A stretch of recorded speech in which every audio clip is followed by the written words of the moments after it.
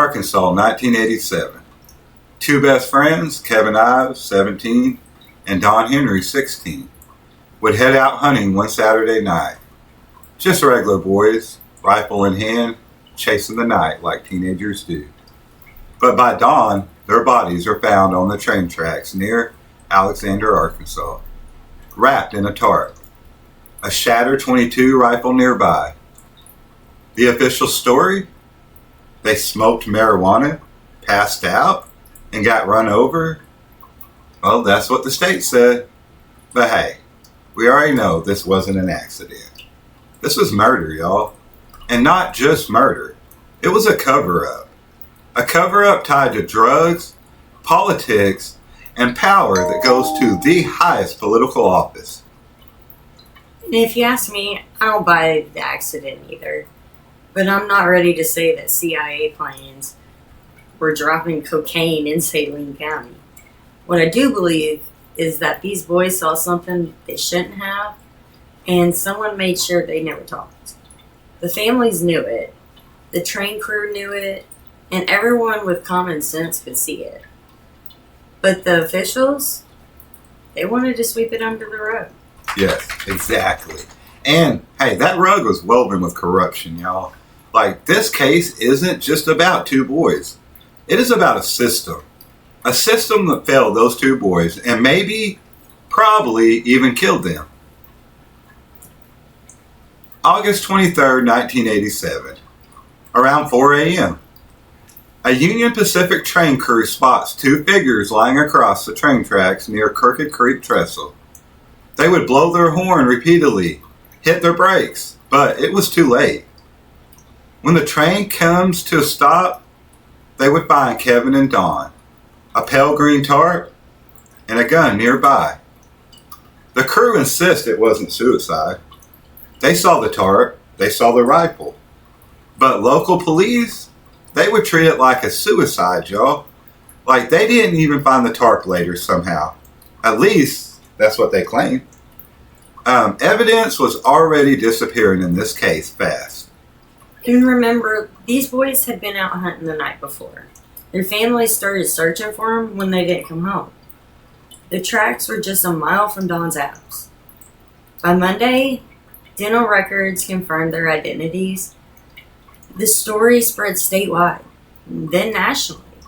Parents were devastated, demanding answers, and instead of compassion, they got stonewalled. Yeah.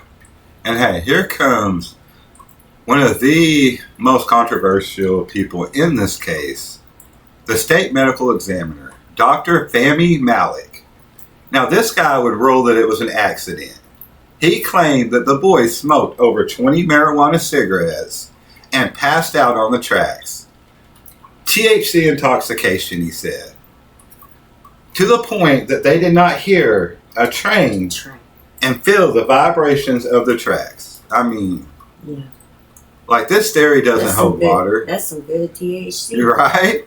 THC doesn't knock you out cold, people. Like this is a smoker in 420. We're telling you.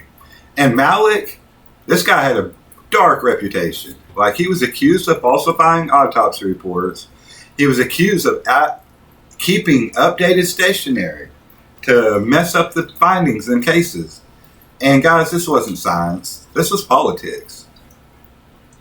Hey, and don't forget, Don Harmon, the parents' lawyer. Like this guy was a real POS. He was later convicted of racketeering, extortion, and drug possession. He was also named by the third person in this case that was with the boys, claims he saw what happened to him. And he was very soon after that told his parents that people were after him and was chased on his motorcycle by a vehicle, unknown vehicle, to the point where he wrecked and crashed unalive. Crazy stuff in this case, y'all. And Don Harmon was one of the people that was named of being there on the tracks that night. And then he puts himself in the case and in the family to be the lawyer. That's corruption, y'all. And like the conviction that he got later on proved, at least to the families and the ones that can see clearly, that these kids did not die for no reason. They died in an environment of corruption. For sure. Harmon was supposed to fight for them, but he was the biggest part of the riot. And that's a tragedy. Every time the families thought they had an ally, that ally turned out to be compromised. Every time they thought they had answers, the answers slipped away, and yet they kept fighting. Yeah, there was a lot of people involved in this one. So Linda Ives, Kevin's mother, never stopped. She filed lawsuits, fought for records, and even in 2017, won a ruling forcing federal agencies to turn over more documents. But by 2019, the suit was dismissed. The case remains unsolved.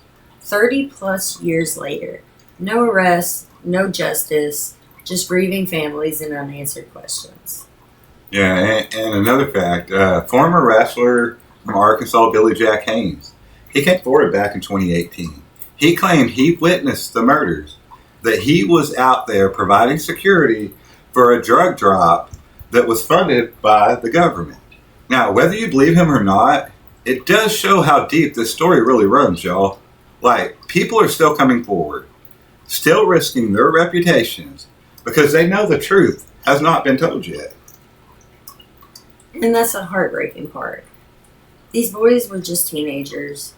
They had families, futures, lives ahead of them.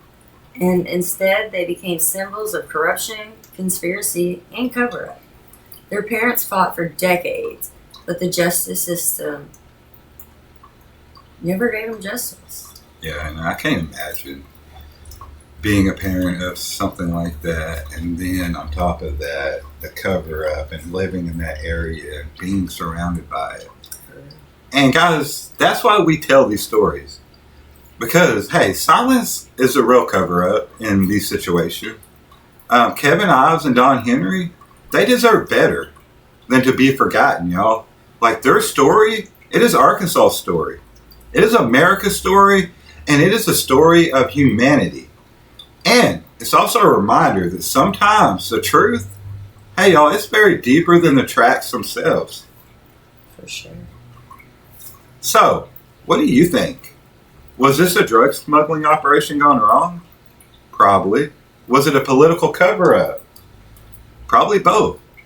Or was it maybe just small-town corruption? Hey, drop your thoughts in the comments and let's keep this conversation alive. Let's keep their spirits alive and let's keep this case in the front. And I'll keep Mike from diving down too far the rabbit hole. I'll just be diving. But hey, sometimes the rabbit hole's worth exploring. Yes, it is. All right, y'all. This has been Murder with Mike's Wife. I am Mike. And I'm Mike's wife. All right. Later, y'all.